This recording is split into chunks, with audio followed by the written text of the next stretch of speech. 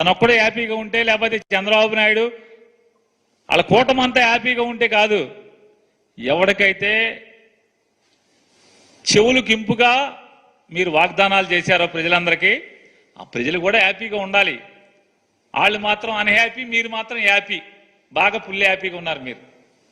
ఆ ఫుల్ హ్యాపీగా ఉన్న వాళ్ళని నేను ఎందుకు అడుగుతున్నానంటే, జీవో ఎంఎస్ నెంబర్ 29, తల్లికి 15,000, తల్లికి వందనం.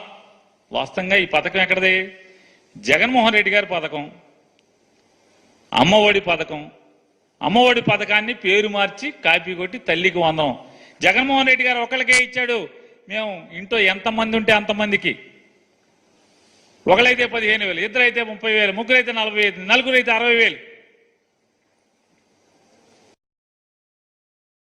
నిజమే, ఈ కూటమి ప్రభుత్వం చంద్రబాబు నాయుడు గారి ప్రభుత్వంలో తల్లికి వందనమే, తల్లికి మాత్రమే వందనం, పిల్లలందరికీ పంగనామాలు.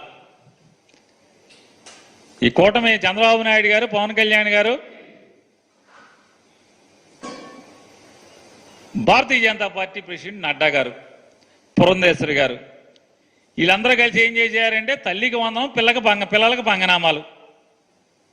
అంటే జనాల్ని మోసం చేయటంలో